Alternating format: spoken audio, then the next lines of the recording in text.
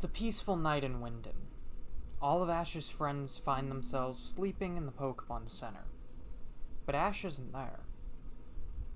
Instead, Ash sleeps in the 5-star Rose of the Rondolins Hotel. There, our hero lies in a deep sleep, with dreams filling his head. Dreams of previous battles from throughout his journey. 2 more recent ones come to mind. He recalls his battle with Kiawe, where he was told not to lose to anyone. Then he recalls his battle with Paul, where he was told to use Pokemon from all throughout his journey. However, apart from his battle with Rinto, that's what he had been doing. So what else was he supposed to do?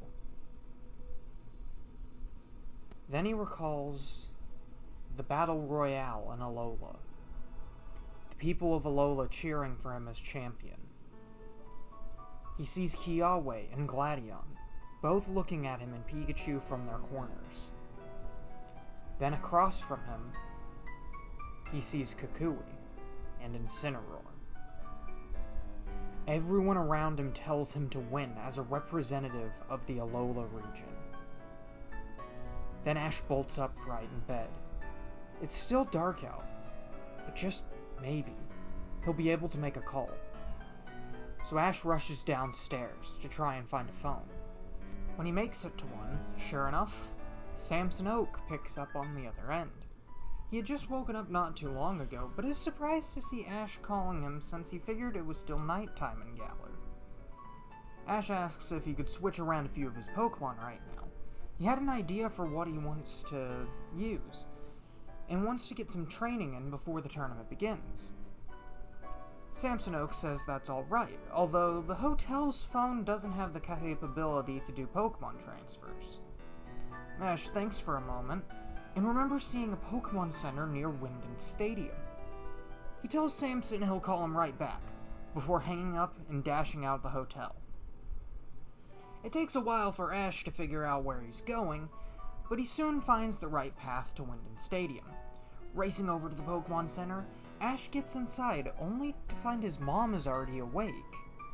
He's surprised to see her up so early, but when asked what she's doing, his mom tells her that she'd gotten permission to use the center's kitchen in order to make a special breakfast for everyone. That, and she also figured Ash would be over here sooner or later. It didn't seem like it would take him too long to figure out what he needed to do. Ash smiles, before going over to the phone. However, before he reaches out to dial the number to Professor Oak's lab, he stops. He pulls out the rocket ball holding Thwacky inside, remembering what Iris said about her Excadrill. Then, he apologizes to Thwacky. He tells Thwacky that he's sorry for putting it through at him. He just thought that if anyone should beat the leader of Team Rocket, it should be it. However, he shouldn't have pushed Thwacky to enter the battle, especially when it seemed so scared when facing Giovanni. He feels like he failed it as a trainer, for not understanding that it wasn't a good idea.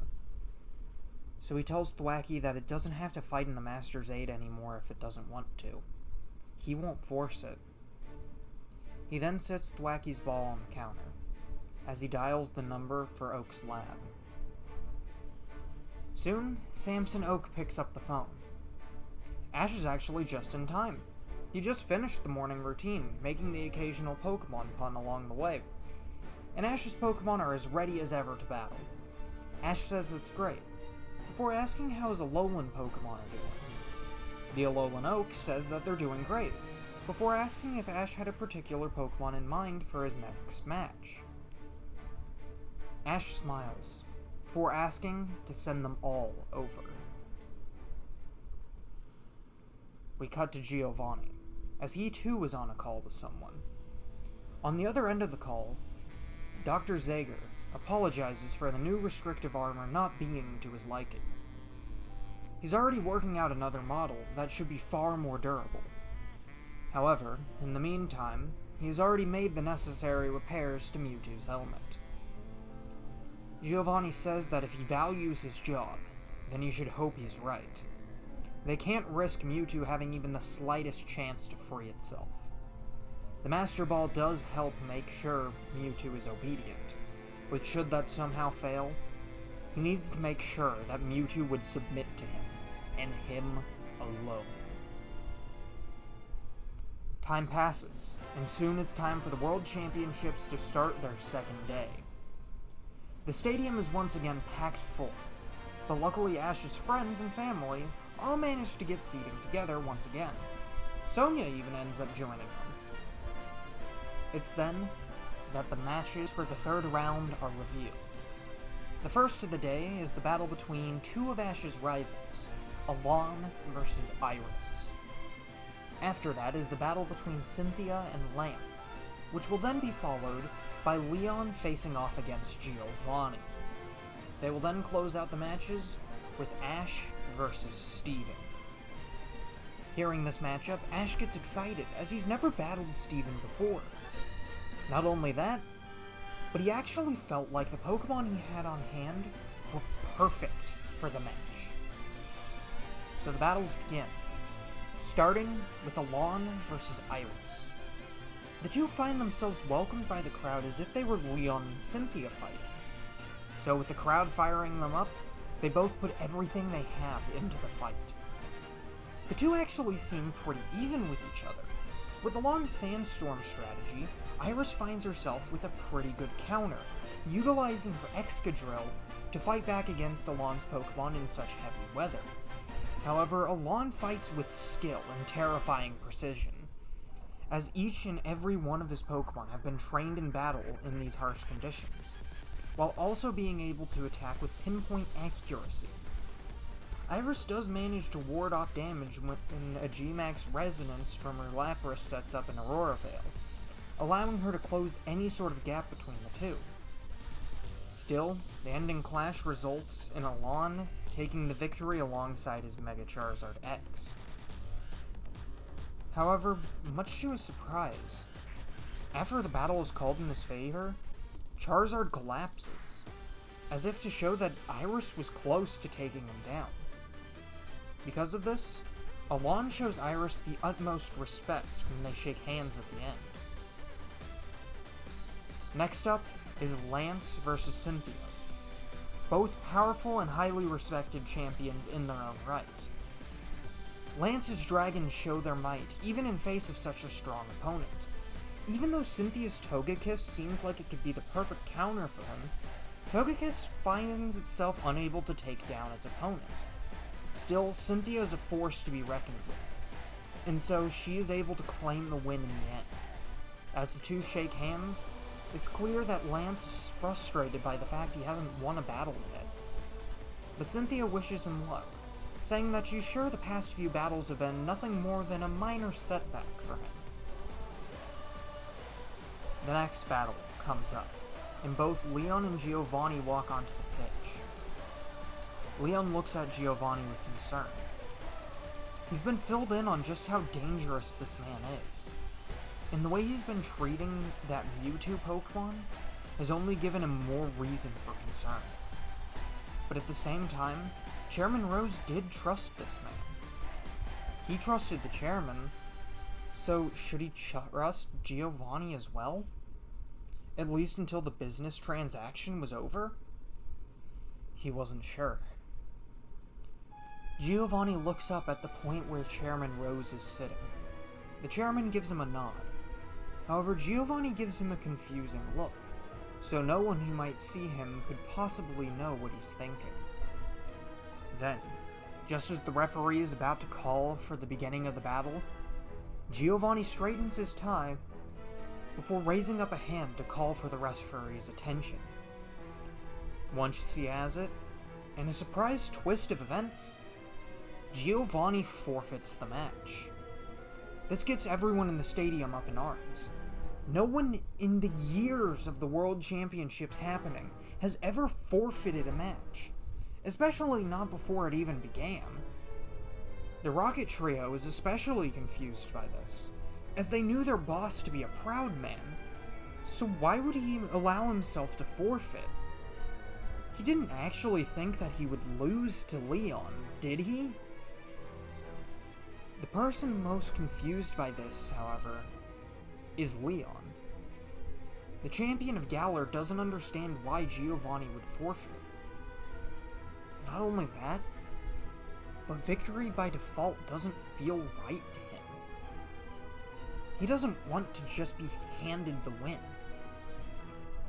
So he makes that known, calling to Giovanni and saying that he refuses to accept victory here. Rather than turning away, Giovanni walks across the field, the world seeing him as the stone-cold businessman he is.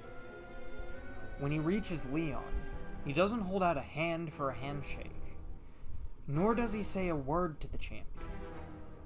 He doesn't even look him in the eyes. He just walks by, with a calm and collected exterior, yet with cold mannerisms that seem to leave the Galar champion frozen in place. As Giovanni walks away, he cracks a smile. The record may show that he lost the battle, but he knew, based on Leon's reaction, that he was the true winner of this encounter. Despite the confusion of the masses, the World Championships must go on. So Ash and Steven are called onto the battlefield. Before Ash goes out, he opens up his bag and pulls out Wallace's scarf. He puts it on alongside his Mega Gloves, Z Power Ring, and Dynamax Band, before walking out onto the battlefield. The two champions enter on opposing sides. The crowd roars with cheers, only increasing once people notice the scarf that famously belonged to the former Hoenn champion. Steven makes a mental note of it as well, also taking note of the 3 gimmicks in Ash's possession, before stating that he must be pretty confident he can win.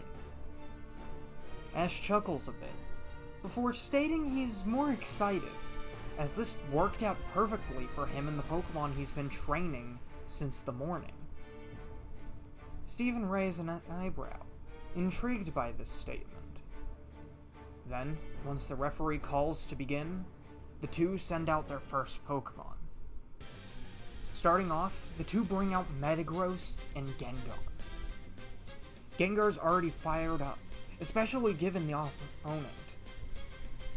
Ash calls for Gengar to disappear into the ground. However, just before he can, Steven's Metagross manages to catch him with a bullet punch. Gengar tries to shave off the damage, but before he can fully get back into the fight, Metagross manages to land a Meteor Mash. Not only does it result in a strong hit, but right after, a blue aura flares around Metagross, signifying a boost in its attack. Not wanting to lose the momentum of the fight, Steven tells Metagross to follow up with Rock Slide.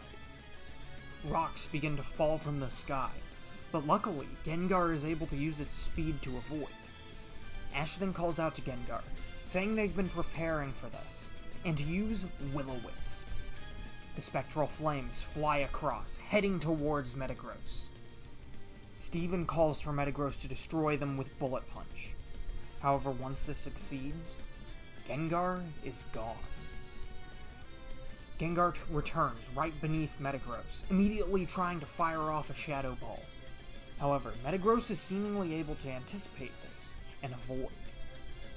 Steven smirks before stating that Metagross has a brain like a supercomputer, and will be able to anticipate almost anything.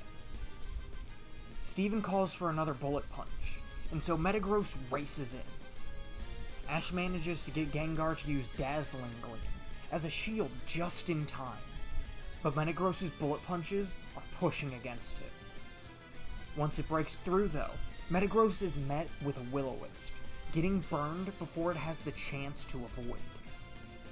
Ash smiles, before mentioning a rival of his helped him make this strategy.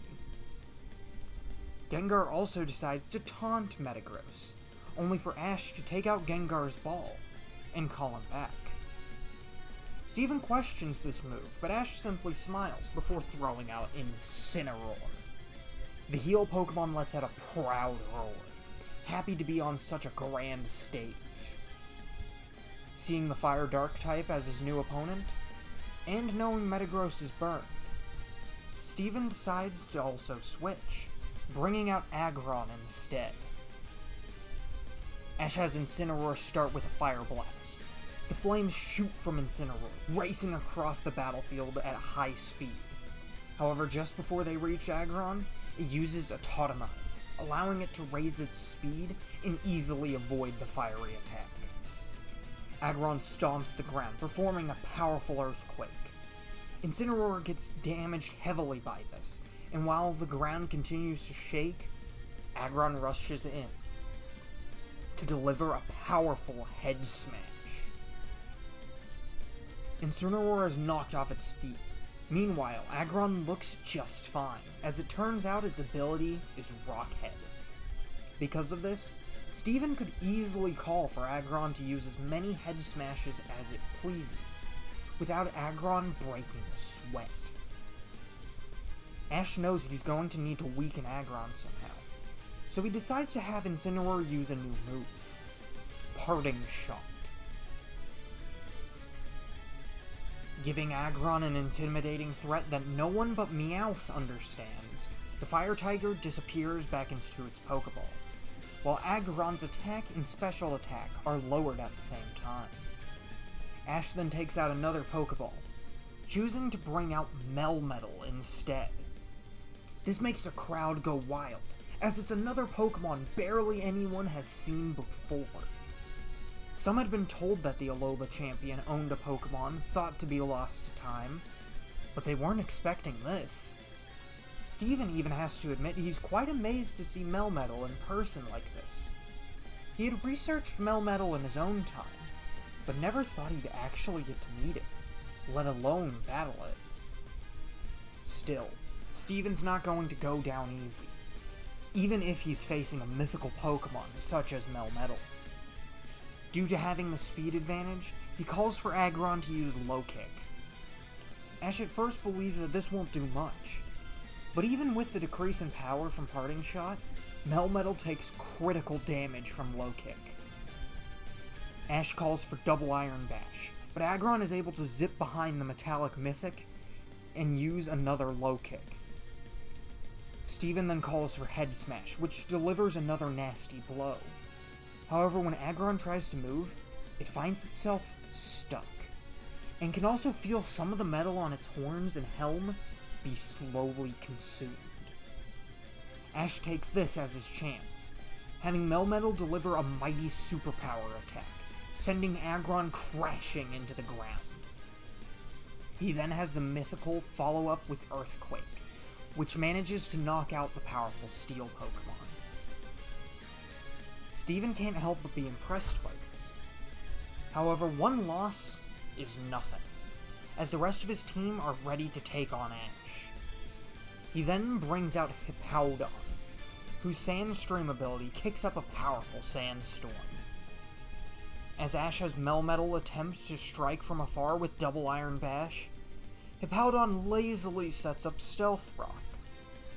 It takes the Double Iron Bash, but it doesn't end up doing too much. Hippowdon then uses Earthquake, which damages and makes it difficult for Melmetal to keep its balance. However, Ash calls for Melmetal to do the same, which balances things out as both Pokemon take damage from the separate Earthquakes. Ash decides to call back Melmetal now, sending back in Incineroar. Steven has his Hippowdon go for Stone Edge, but Incineroar breaks through by charging in with a Darkest Lariat. Once close enough, Incineroar fires off a Fire Blast. Hippowdon reels back, before Steven calls for it to use Earthquake again. However, thinking quickly, Ash has Incineroar catch Hippowdon before it can stamp down on the ground. Ash then tells Incineroar to spin and use Darkest Lariat. While holding Hippowdon, Incineroar spins around before launching the Hippo across the battlefield.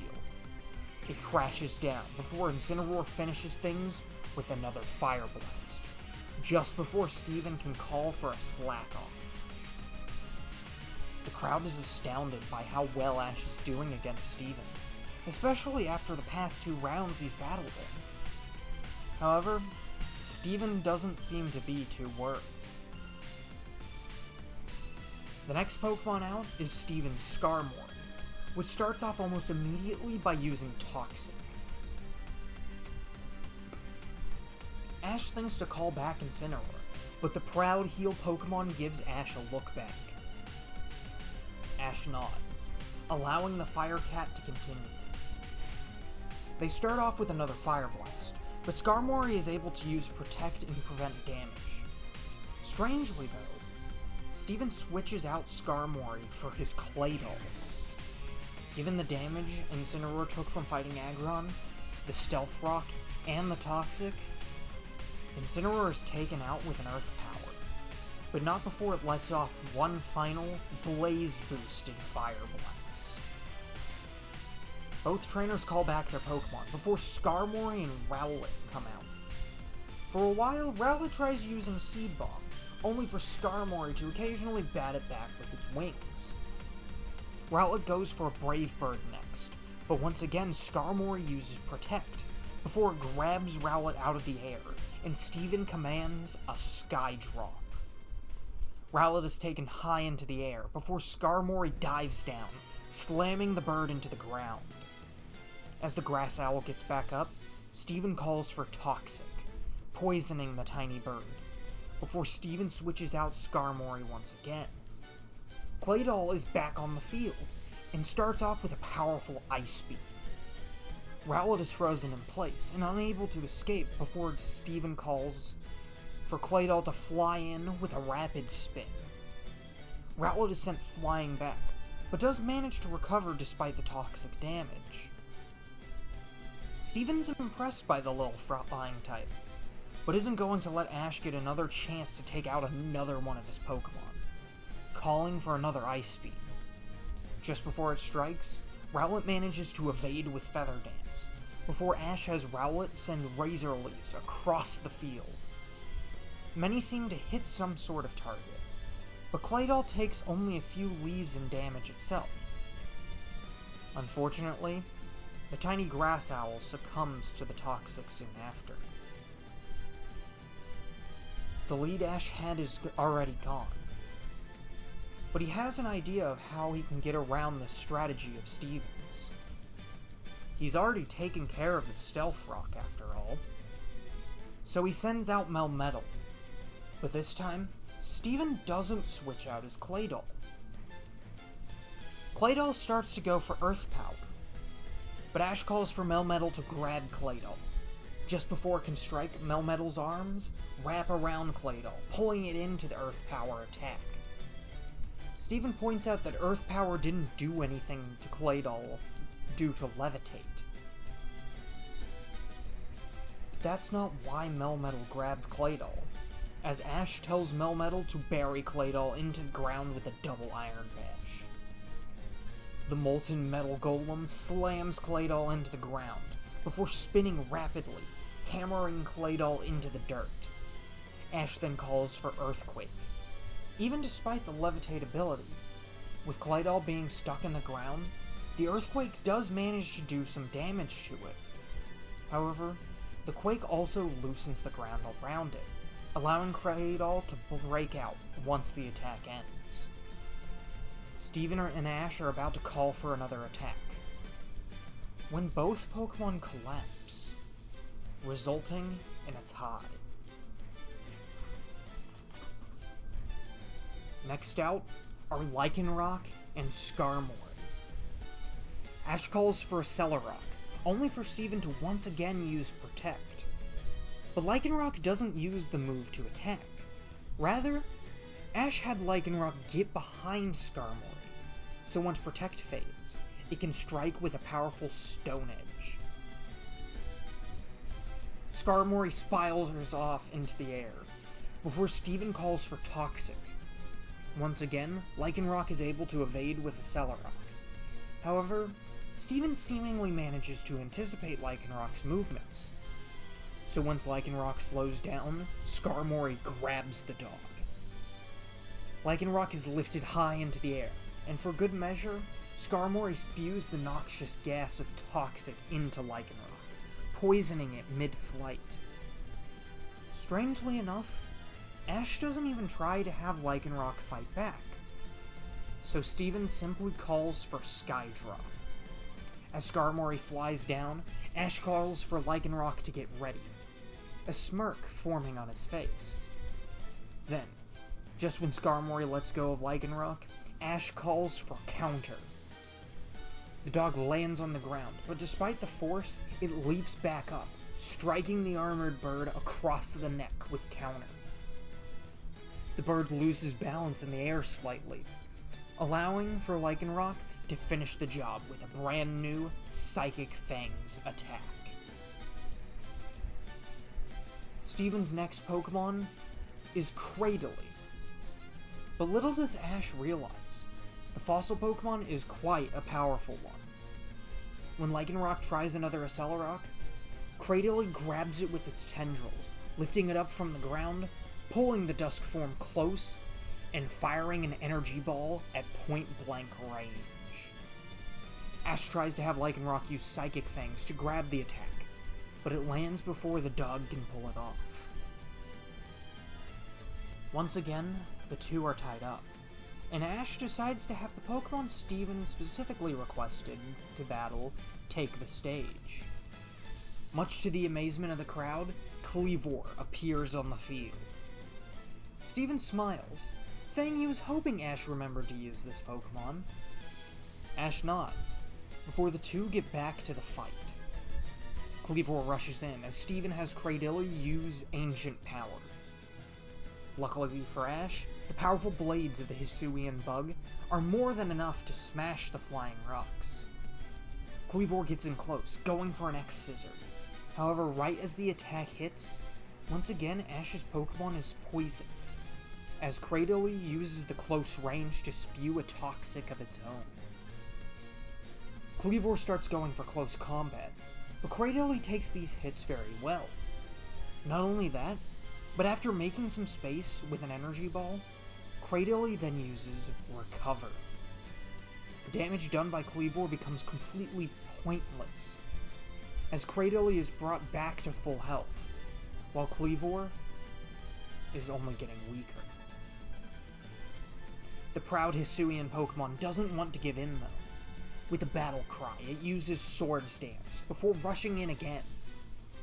Steven calls for Cradily to use its tendrils and catch Kleavor, but Ash has its spin, cutting through the tendrils with Stone Axe and keeping them at bay.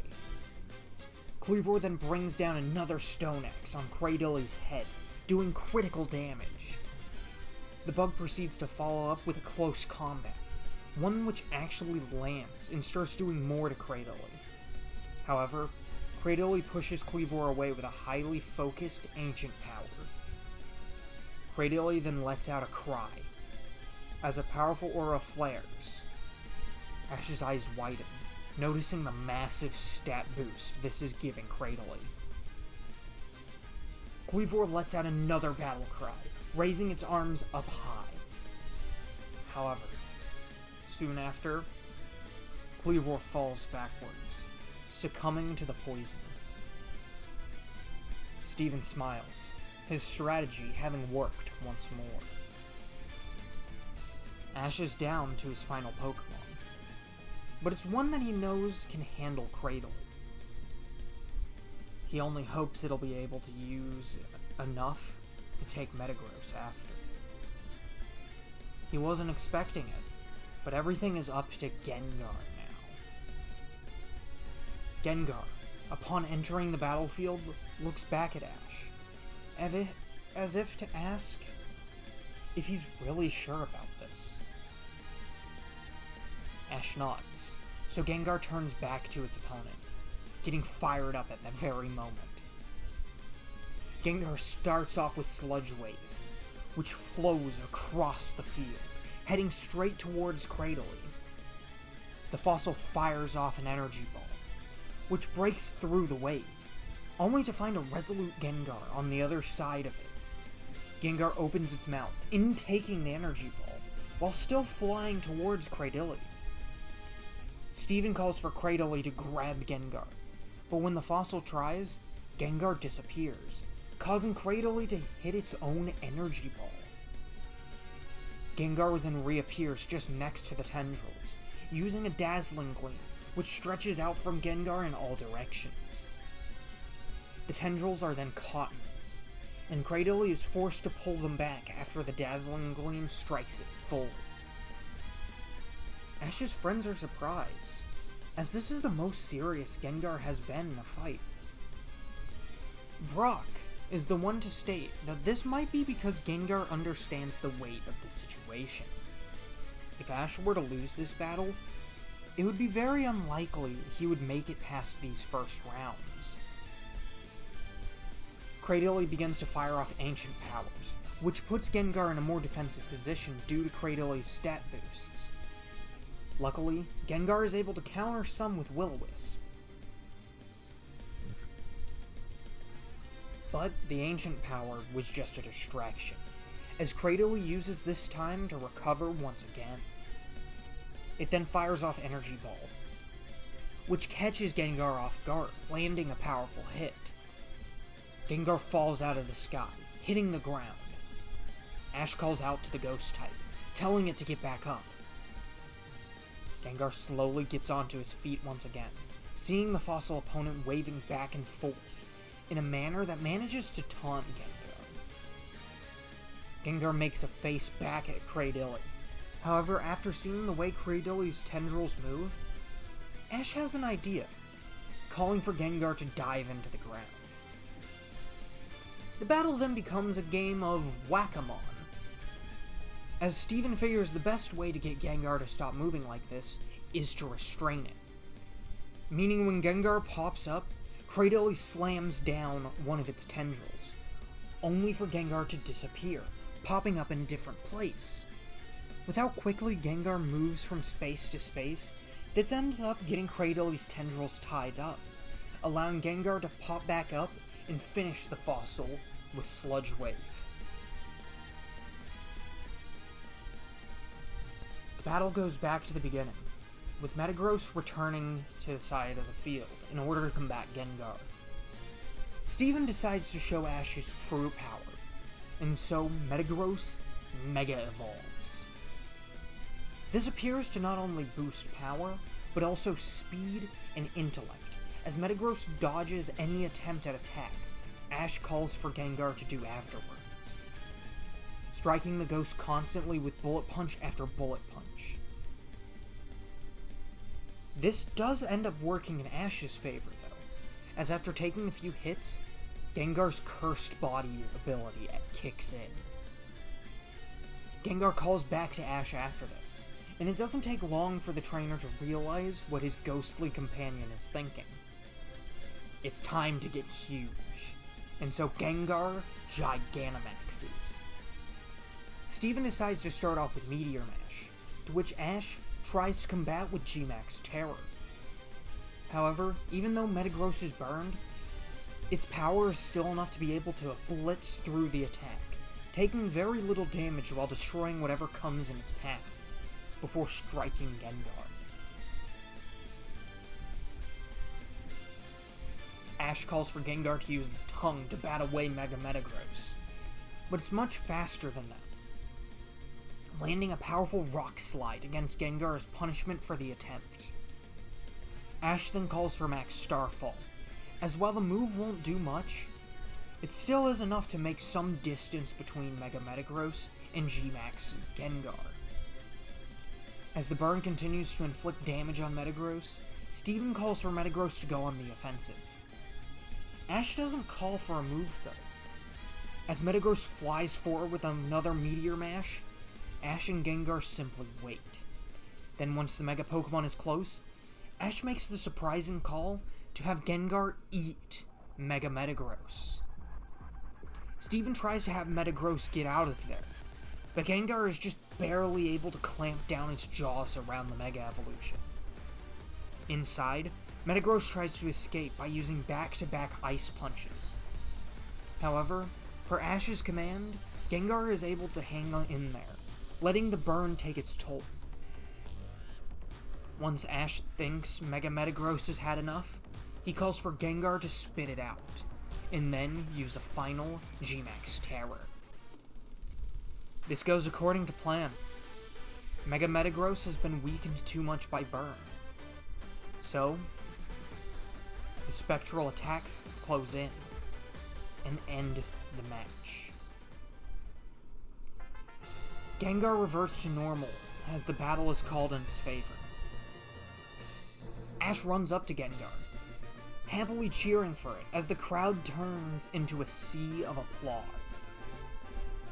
Steven can only smile, seeing the love between trainer and Pokemon. He then approaches Ash, putting out a hand to him and Gengar, stating that he and Metagross are normally able to predict their opponents. But who could ever have predicted the things Ash did during this battle? The two of them truly are a strong pair. Gengar is actually caught off guard by this. But Ash says that of course Gengar's strong. He's known that ever since he first caught it. The Rotom drone then flies in for a close-up. So Gengar looks at the camera, making a proud yet goofy face at the idea that it truly was strong, unlike what his original trainer had thought. The third round ends there. Of course, the Masters 8 are given time to prepare for their next battles. But of course, the world is made aware of what will come next. For the fourth round, the battles are revealed to be Cynthia versus Steven, Iris versus Giovanni, Leon versus Lance, and Ash versus Alain. Ash looks at his match with wide eyes. This was a battle he had been waiting for. As soon as he's able, he races over to the phones. Once the other end picks up, he finds that Greninja is already there with Samson Oak. Both trainer and Pokemon already know what this means. The Alolan Oak admits he'd been having difficulty finding Greninja up until now. But once his next battle was announced, Greninja had appeared with a determined look in its eye. He assumed that Greninja might have been training until this very moment. Ash smiles, not surprised by this one bit. He then states that he's already got a plan. This time, they're going to beat Alain. The battles begin. Steven versus Cynthia is a battle that many of the audience are excited for. And rightfully so, as both of the two end up putting a spectacle of a battle up. In the end though, despite Steven having a pretty major lead for a while, Cynthia is able to pull off the win with her trusty Komodo. Still, the second-ranked trainer is impressed by Steven's battling skill. Iris versus Giovanni is next, and Iris puts everything she has into the battle. But Giovanni and Mewtwo just steamroll through her, not even giving her a chance to Dynamax.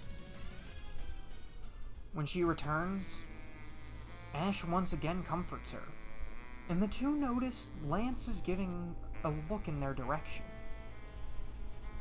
The Kanto Johto champion then goes to talk to Leon and Cynthia, before being called onto the field. Leon and Lance battle it out, a rematch that makes the crowd go wild as the two clash. It's clear that Lance has been preparing for this rematch, but even so, Leon's Charizard and Calyrex are able to pull through for Leon. Lance takes the loss in stride though. The two leave the battlefield together, discussing something with each other that no one quite hears. Then the final battle comes. The two rivals head on to the field. Both look at each other, knowing the two of them have been waiting for this rematch. Alain asks if Greninja is with him, to which Ash nods, saying that neither of them were going to miss out on this. Alain smiles, saying that he and Charizard feel the exact same way. The battle starts, with Tyranitar facing Gliscor. Not only is Gliscor able to handle the Sandstorm, but Ash's next move only makes things easier for him, as Gliscor sets up a Tailwind. Alain doesn't mind this though, as he uses the time to set up Stealth Rock. Gliscor rides the Tailwind, using it to boost its speed and getting close to strike with Fire Fang. However, Tyranitar counters by using Crunch, before throwing the Scorpion into a Stone Edge. He then swaps out, bringing his Metagross onto the field. Luckily, Ash is ready for this, having Gliscor use Earthquake. Metagross is caught off balance, allowing Gliscor to land a powerful Fire Fang against it. Metagross isn't taken care of that easily though, as it strikes with Ice Punch, which does a lot against the ground-flying Pokemon. Ash decides to call back Gliscor for the time being, instead allowing Heracross to take over the match. The two Pokemon clash with Megahorn and Zen Headbutt. Both break away from each other, before trying to hit with Meteor Mash and Knockoff. Both break away again, but this time, Heracross acts first, using Megahorn to flip Metagross over. It then strikes with Stone Edge, doing even more damage. The Sandstorm and Tailwind both dissipate, meaning neither has any sort of edge on the other now. Alain chooses to switch again, bringing out Tyranitar once more. At first, this seems like a bad idea, as Heracross begins to fly in for a close combat. However, just before Tyranitar takes the hit, Alain calls for Thunder Wave. The Paralyzing Wave does the trick, making Heracross unable to move for a moment, allowing Tyranitar to land a powerful Stone Edge against the bug. Ash asks if Heracross is okay, and the bug type nods.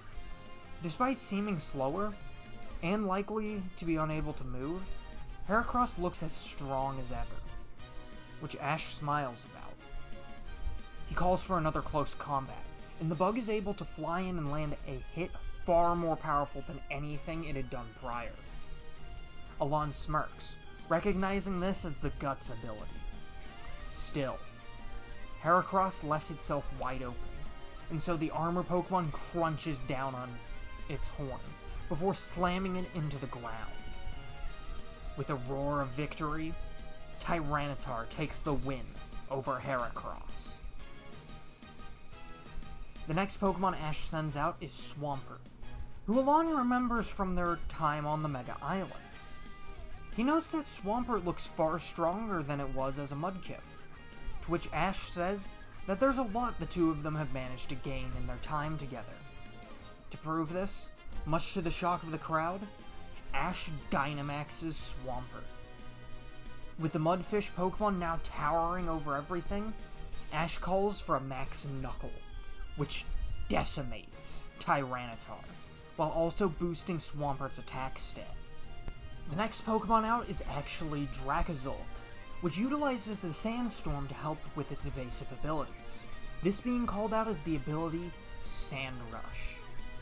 Knowing the sand to be a problem, Ash calls for Max Geyser, which doesn't do much to Dracozolt other than taking away the increased speed. Dracozolt, however, is commanded to use Fire Spin, which traps the Mudfish in a fiery vortex. It then follows up with a powerful Draco Meteor, which Alain aims at such a specific angle that the first meteor strikes Swampert, doing even more damage to the Hoenn starter, before breaking off into more meteors. Dynamax Swampert then uses Max Quake. However, despite the powerful hit, Dracozolt isn't out of the battle just yet, meaning that Swampert's used up all of its time, and so reverts to its normal size. Alain then takes the battle onto the more defensive side, calling for Substitute, before having Dracozolt use Fire Spin once more. The swirling vortex is difficult for Swampert to get around, especially with the residual damage. However, Ash has a plan. When Dracozolt uses another Draco Meteor, Swampert uses Mirror Coat, firing the attack back and destroying the substitute. Then, one final Earthquake takes Dracozolt out of the match. Mimikyu hits the field next, but Ash has fought one of these before. Little does he know, the trainer of said Mimikyu he's fought before is actually starting to cheer on Alain because of him using a Mimikyu. This Mimikyu does prove to be a powerful foe as well, though, as due to Ash needing to use Liquidation to break the disguise, Mimikyu is able to set up Sword Stance. It then proceeds to dash around, attacking with Shadow Sneak after Shadow Sneak, which combined with the Fire Spin, does manage to take Swampert down, just as it manages to hit off a powerful Earthquake as one final act. Ash thanks Swampert, saying Lucario would be proud. He then chooses to bring in Bulbasaur. Mimikyu goes for a play rough, however, right before the attack, Bulbasaur poisons it with Toxic. It then fires off a Weather Ball, which due to the rain becomes a powerful Water-type attack. Apart from Ash's friends, the entire stadium is surprised by the power this little Bulbasaur seems to have. Many would have expected to see this from a Venusaur, but not its basic stage. Mimikyu goes for attack after attack, using Shadow Sneak and Shadow Claw in order to fight Bulbasaur. But the Cantonian Grass Starter doesn't seem to mind, even using Synthesis to get a bit of health back, before beginning the charging process of a Solar Beam. Just as Mimikyu attempts to do one final hit, Solar Beam fires, blasting the disguised Pokemon back to Alain's side. With that, Mimikyu faints. Next out on the field is Metagross, who is able to strike with a powerful Zen Headbutt almost immediately. Without the ability to poison, and with Solar Beam and Weather Ball unable to do much, Ash makes the call to switch out for Gliscor. Once again, he sets up Tailwind, allowing for Gliscor to strike with much faster speed. However, Metagross hits just as hard. They go back and forth for a while, and it ends up in a clash between Giga Impact and Meteor Mash, which results in a double knockout. Bulbasaur returns to the field, only to be met with Bisharp as the opponent. The rain begins to disappear, but this only makes things worse for Bulbasaur ultimately. Ash calls for Bulbasaur to use Weather Ball again, but Bisharp strikes quickly with Sucker Punch. If it weren't enough, Bisharp follows up with Iron Head, which causes a flinch from Bulbasaur when it tries to heal with Synthesis. It then becomes a chase, as Bulbasaur runs while Bisharp trails behind.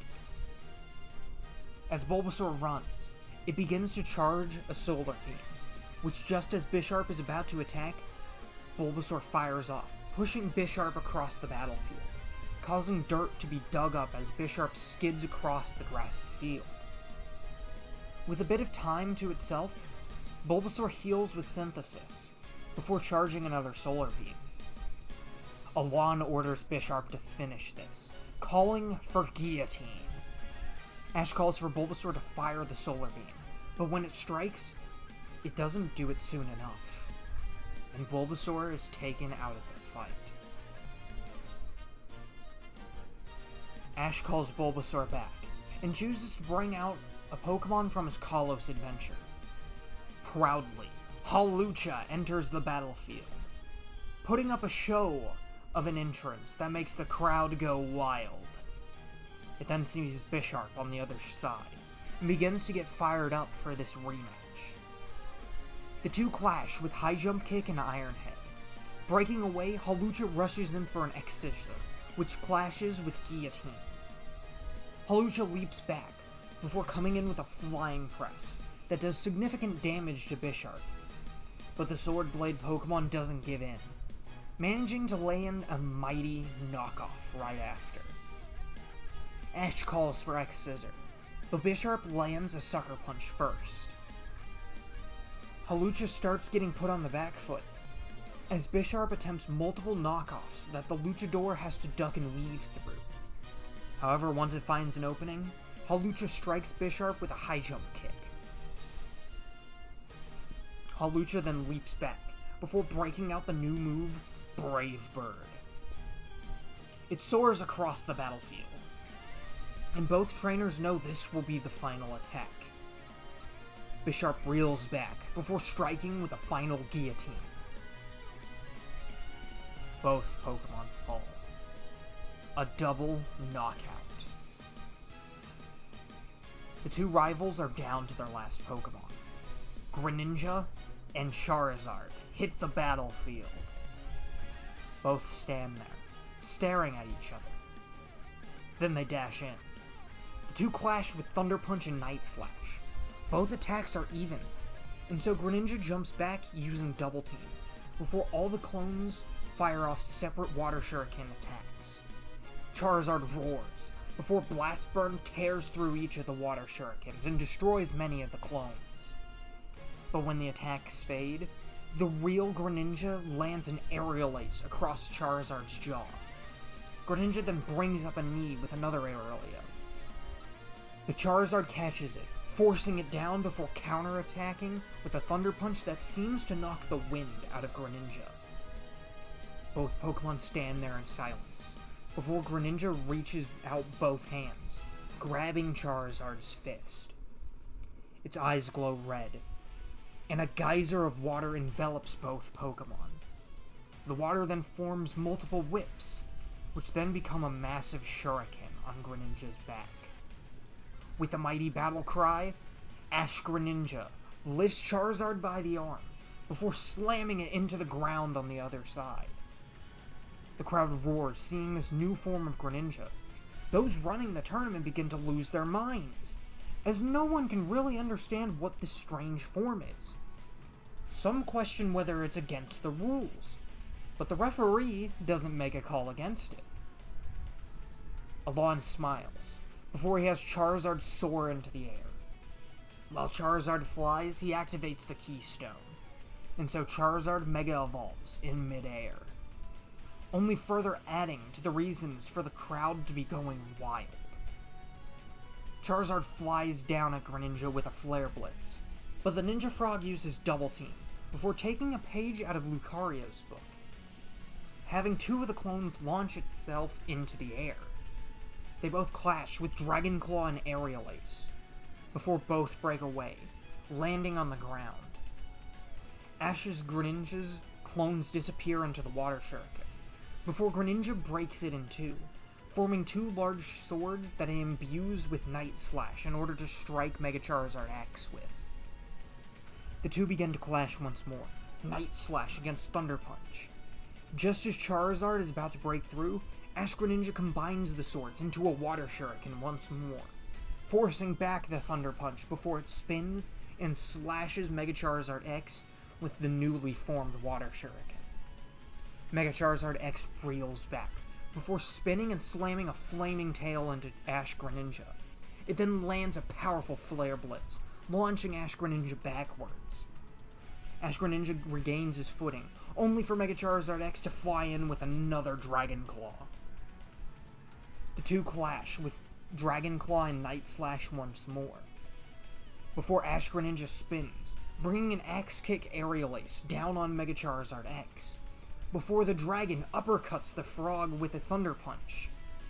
Electricity surges through Ash Greninja, showing the sign of paralysis. Mega Charizard X gains the upper hand here, beginning to pummel Ash Greninja with Thunder Punch after Thunder Punch. But when the Ninja Frog regains the ability to fight, it disappears into a multitude of clones. One Greninja raises its Water Shuriken into the air, and several clones disappear into it. The Shuriken grows in size with every single clone, and turns into a reddish-orange color. Alain smiles, before exclaiming that he and Charizard will go all out too. As if recreating that very moment from the Kalos League, the two put everything they have into Water Shuriken and Blast Burn, respectively. Both attacks land, and smoke fills the stadium. When everything settles, both Pokemon and trainers are on the ground, injuries all over them. Before the referee can call anything, Alain and Charizard begin to make a stand. Both get back onto their feet. Charizard then roars, enveloping its body in fire as a sign of pride. But then the fires go away. Mega Charizard X is no longer a Mega Evolved Pokemon. And then, it falls back over, losing consciousness completely. That's when Ash and Greninja make a stand. And that's where we'll be leaving things for right now. So what do you guys think? Are you happy to see Ash get the win over Steven Stone? Were you satisfied with the outcome of Ash and Alain's rematch? And do you think Ash will be able to make up the difference and make it to the semifinals? Let me know in the comments below, and I will see you all in the next one. Bye!